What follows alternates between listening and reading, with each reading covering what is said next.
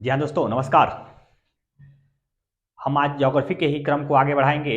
और दोस्तों यह इसलिए भी क्योंकि कल हमारा वीडियो नहीं जा सका था, जिसकी वजह से हम आज आपके बीच में उपस्थित हैं।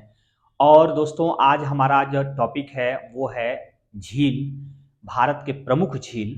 तो झील किसे कहते हैं और झील के प्रकार कौन से होते हैं, बनावट के आधार पर झील कौन से होते हैं, उसी को आज हम पढ़ने जाएंगे। तो क्योंकि एक्चुअली झील एक लंबा, हमारे हिसाब से झील एक लंबा टॉपिक है और उसको हम दो छोटे टॉपिक में बांट कर पढ़ा रहे हैं। एक तो टॉपिक वो हम पढ़ाने जा रहे हैं आज जो झील के प्रकार को इंडिकेट करेगा, जो झील की बनावट को बताएगा। और अगला जो कल वाली टॉपिक होगी या अगली जो वीडियो होगी वो हमारे प्रमुख झील भारत के किन राज्यों में स्थित हैं और उसकी क्या विशेषताएं हैं, उसको लेकर सीधे हम झील को परिभाषित करने का काम करेंगे। तो दोस्तों आज हम पहले तो आप ये जान लें कि झील जो है वह जलीय क्षेत्र है। यहां देख सकते हैं मैंने एक गोला के अंदर जल भर रखा है।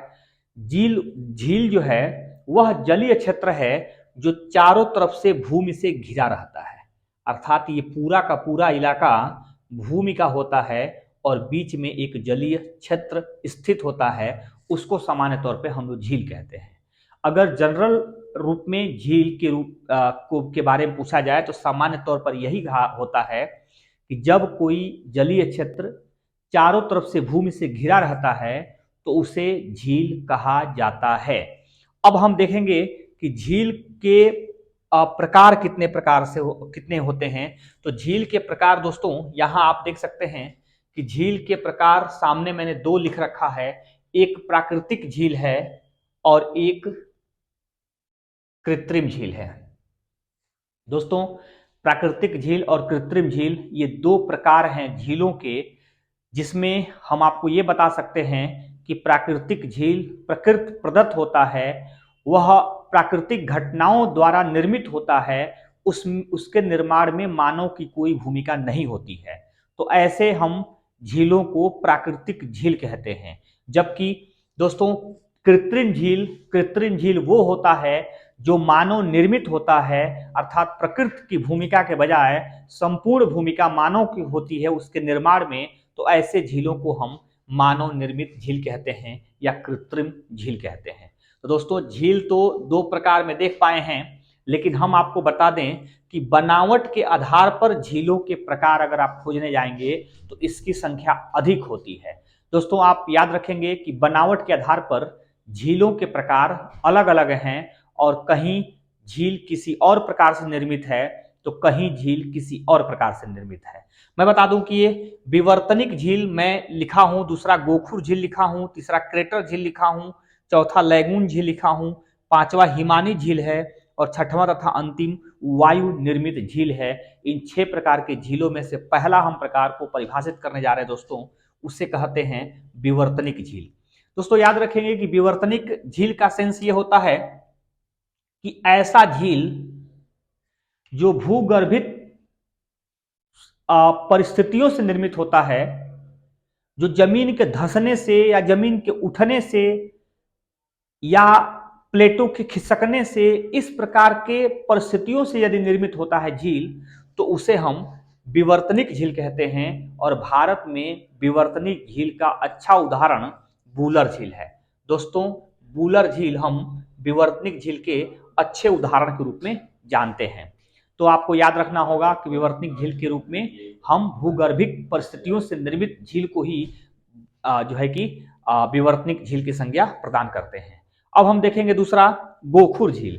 तो दोस्तों गोखुर झील जो है कि एक प्रकार का झील है और यह गोखुर झील इसलिए कहा जाता है कि जानवरों के या गायों के गोखुर के आकृति में इसका निर्माण होता है और इसके निर्माण के पीछे सामान्य तौर पर नदियों का वह वेग है जो कभी अपने रास्ते को छोड़कर दूसरे रास्ते से बहती है तो कभी अपने बहाव वाले रुख को बदलकर तीसरे तरफ से बहती है। तो ऐसे ही नदियों द्वारा छोड़े गए जो भूमि होते हैं, जो गड्ढे होते हैं, उसमें जल भरने के कारण जो झील बनता है उसे हम गोखुर झील कहते हैं। तो गोखुर झील के अच्छे उदाहरण में भी आपको बता दूं कि याद रखने के लिए बूलर झील एक गोखुर झील का अच्छा उदाहरण है, जो आपको झेलम नदी से बनता हुआ दिखाई देता है।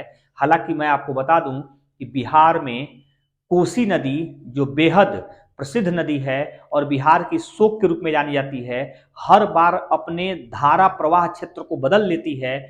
उस नदी द्वारा अधिक मात्रा में गोखुर झील का निर्माण किया जाता है। हालांकि उत्तर प्रदेश की बात करूं तो उत्तर प्रदेश में घाघरा नदी, जिसे सरजू आज कहा जा रहा है, राप्ती नदी, इस प्रकार की नदियां उत्तर प्रदेश में ज्यादातर गोखुर झील का निर्माण करती हैं।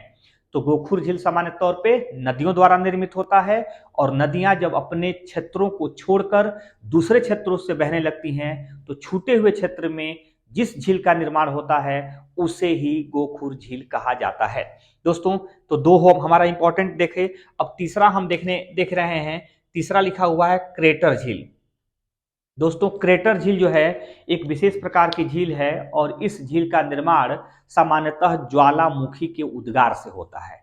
मैं बता दूं कि ज्वालामुखी का जो उद्गार जो है, आप सामान्य तौर पे धरती के भीतर से ज्वालामुखी जो आती है वह एक नलिका में, जिसे शंकु कहते हैं, उसी से होकर जब राख, लावा, जो है कि मैग्मा इत्यादि जब धरती के ऊपर फैलने लगते हैं, तो दोस्तों मैं बता दूं कि जिस भी लावा में सिलिका की मात्रा अधिक हो जाती है, वह लावा विस्फोट के साथ जमीन के ऊपर निकलता है, जमीन के बाहर होता है।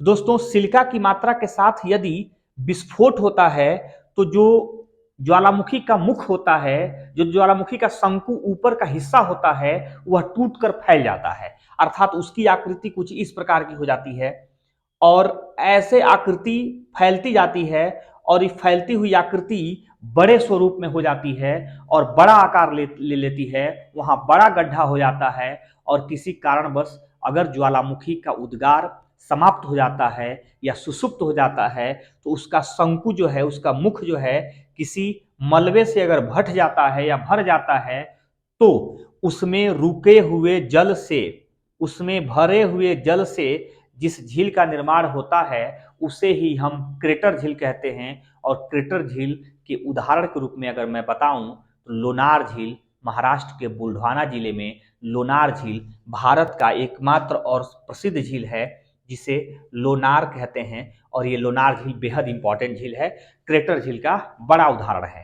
तो दोस्तों, आपको क्रेटर झील समझने में कोई दिक्कत नहीं आई होगी। मैं जहां तक जानता हूं कि सीधा सीधा ज्वालामुखी के मुंह पे एक क्रेटर बनता है, और उसके मुख को जब मुख बड़ा हो जाता है उसका, तो उसको क्रेटर कहा जाता है, और उसी क्रेटर में यदि जल भर जाता है तो उसी को हम क्रेटर झील कहते हैं। तो आपको ध्यान रखना होगा, क्रेटर झील का निर्माण सामान्यतः ज्वालामुखी से निर्मित होता है। नेक्स्ट और चौथा देखें, हम देखते हैं कि लैंगून झील। दोस्तों, लैंगून झील जो है यह सामान्यतः तटीय क्षेत्रों पर देखे जाते हैं। जो तट समुद्र या महासागर से लगे होते हैं, उसी समुद्र और महासागर में कुछ बाधा के कारण, उसके तट पर कुछ बाधा के कारण या किसी क्षेत्रों में रुकावट के कारण सामान्यतः वहां झील जो निर्मित होते हैं वह समुद्र और सागर के ही जल से निर्मित होते हैं, इसलिए वह खारा होते हैं, उन्हें लैंगून झील कहा जाता है। और भारत सहित दुनिया के तटीय क्षेत्रों पर फैले हुए अधिकांशतः झील इसी प्रकार के उदाहरण होते हैं, अर्थात लैंगून झील के ही उदाहरण होते हैं। दोस्तों, मैं बता दूं, जैसा कि आप भी देखे होंगे, उड़ीसा के तट पर चिल्का झील है और बेहद महत्वपूर्ण है। आपके आंध्र प्रदेश के तट पर पुलिकट झील है, केरल के तट पर अष्टमुदी झील है, या केरल के तट पर ही दोस्तों मैं बता दूं कि आपका जो है कि वेम्बनाड झील है। इस प्रकार के झील जो हैं वो तटों पे होने के नाते समुद्री जल का स्रोत उनको प्राप्त हो जाता है, और इसी नाते उसे लैंगून झील कहते हैं। तो सामान्यतः लैंगून झील के उदाहरण के रूप में अगर एक मैं उदाहरण बताऊं तो चिल्का झील भारत का सबसे अधिक खारा झील है, सबसे अधिक लैंगून झील है, और इसके उदाहरण भी है। अर्थात लैंगून झील का निर्माण सामान्यतः तटों पे होता है, समुद्री और सागरीय तटों पे होता है। दोस्तों, अगर पांचवा की बात करें तो पांचवा हम हिमानी झील के रूप में देखते हैं। और हिमानी झील आप देख पा रहे हैं, ये पांचवा है हिमानी झील। और हिम मतलब होता है बर्फ, और बर्फ से निर्मित झील को हम हिमानी झील कहते हैं। और हिमानी झील सामान्यतः पर्वत एवं पहाड़ी क्षेत्रों में ही निर्मित होती है। दोस्तों, ऐसा माना जाता है कि पूरी दुनिया में सर्वाधिक झील जो है हिमानी प्रकार की झील है। सर्वाधिक झील बर्फ के पिघलने से या बर्फ के बरसने से इसका निर्माण होता है और इसका पहाड़, पर्वत या पठारी क्षेत्रों में अधिक निर्माण देखा जाता है। भारत में भी जो हिमालयन क्षेत्र है उसमें जो है कि ज्यादातर झील एक तरह से कह सकते हैं कि जो हिमानी झील है, जैसे उत्तराखंड में जो सबसे खूबसूरत भारत का झील माना जाता है, बेहतर अच्छा माना जाता है नैनीताल झील, वह भी एक हिमानी झील है। तो उत्तराखंड में बहुत सारे उसके झील के उदाहरण हैं, भीमताल, सातताल, नैनीताल, मालवा ताल, जो है कि इस प्रकार के बहुत सारे ताल हैं जो आपको झील के उदाहरण हैं और हिमानी झील के उदाहरण हैं। खूबसूरत झील होते हैं और इनका निर्माण पर्वतीय क्षेत्रों में ही होता है। दोस्तों, आप देख सकते हैं हिमानी झील के रूप में सबसे ज्यादा महत्वपूर्ण वाला एग्जाम्पल मैं दूं तो वो है नैनीताल झील। नैनीताल झील एक इसके सबसे बड़ा उदाहरण है जो उत्तराखंड में स्थित है और उत्तराखंड की एक खूबसूरत झीलों में से उसकी एक अलग पहचान है, उसका अलग सा नाम है दोस्तों। तो उसको देखने के लिए हर साल सैलानी सैकड़ों की मात्रा में, हजारों की मात्रा में जाते हैं और नैनीताल एक हिमानी झील का उदाहरण है। अगर हम छठवां और अंतिम की बात करेंगे तो यह वायु निर्मित झील है। इसमें देख पा रहे हैं वायु निर्मित झील जो आपको छठवें नंबर पर लिखा गया है, उसमें प्लाया झील भी लिखा हुआ आगे आगे देख पा रहे हैं। तो प्लाया झील एक तरह से कह सकते हैं वायु निर्मित झील के उदाहरण है दोस्तों।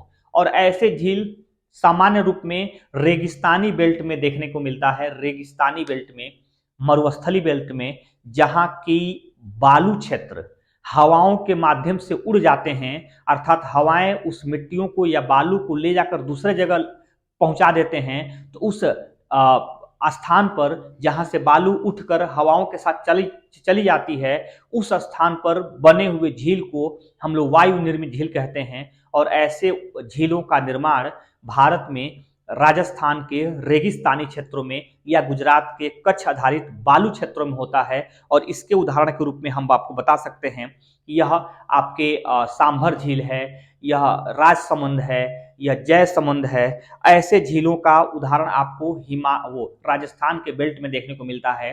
जो है कि इस प्रकार के झील जो है ज्यादातर आपको राजस्थान के बेल्ट में मिलेंगे और वायु निर्मित झील एक महत्वपूर्ण झीलों के क्रम में शामिल होता है। दोस्तों, ये झीलों के छोटे से प्रकार थे और झीलों के बारे में सिर्फ मैंने प्रकार के बारे में इंडिकेट किया कि कौन सी झील किस प्रकार से बनते हैं। आप चाहें तो अपने कॉपी में इसे नोट कर सकते हैं, वीडियो को रिपीट करके देख सकते हैं। और मैं कल की जो अगली जो वीडियो होगी वो इस बात पर आधारित होगी कि कौन सी झील किस राज्य में है और उसको बेहद अच्छे तरीके से बताया जाएगा, ताकि एक वीडियो में ही पूरे भारत में स्थित महत्वपूर्ण झीलों का उल्लेख हो सके, ताकि किसी भी परीक्षाओं के लिए किसी दूसरी जगह आपको भटकना न पड़े। दोस्तों, आपको वीडियो कैसा लगा हमें कमेंट करके बताइएगा। अगर आप हमारे नए व्यूवर्स हैं तो हमारे सब्सक्राइबर बनिए, हमारे रेड बटन को प्रेस करके आप बेल आइकन को भी प्रेस कर दीजिएगा, ताकि हमारी अगली वीडियो आपको समय पर मिलता रहे। आपको पूरा वीडियो देखने के लिए बहुत बहुत धन्यवाद।